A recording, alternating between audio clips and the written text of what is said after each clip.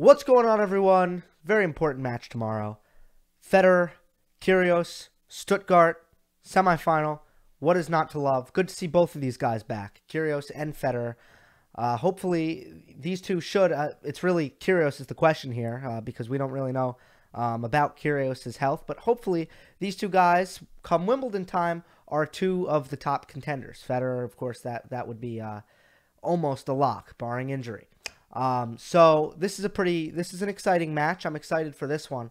I think there's two facts that I need to throw out there right away. One, the last 6 sets between these guys have went to tie breaks. That is insane. 6 freaking sets. And then the second fact is that against Djokovic, Nadal, and Federer, Kyrgios has a winning record, which doesn't happen. So that's insane. When Kyrgios gets those competitive juices flowing and he's super engaged and super pumped and he feels challenged, he is so dangerous because he is so talented. So that's kind of what makes this an interesting match against Federer, who has dominated grass for 2 years in a row now. I think that what this comes down to is Federer trying to avoid tie breaks. I think that that's the key.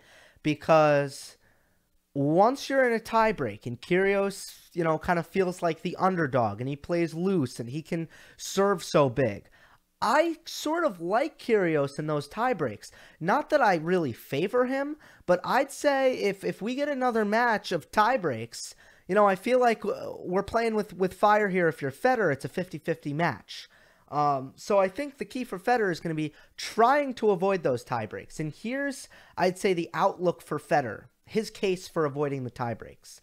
When there's going to be a lot of holds, because I would say that probably there won't be a set in this match where there are more than 2 breaks of serve. I'd be surprised. So let's say there's not a single set where there's 2 breaks of serve or more. The key is going to be who has that lapse.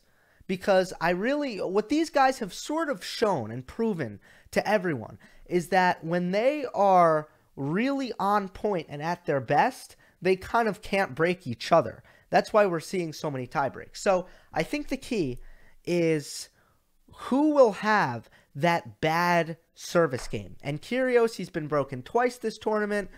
Not really sure how many times Federer has been broken. And I hope I'm right about Kyrgios. But Kyrgios is way more prone than Federer to have a super sloppy game where he kind of gifts away the break.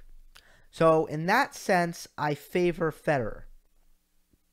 I think that if that game does not happen, if Kyrgios is so engaged that he doesn't have that throwaway service game, which he needs to avoid, and which I'm more confident that Federer will be able to avoid, then it comes down to, I'd say, making first serves.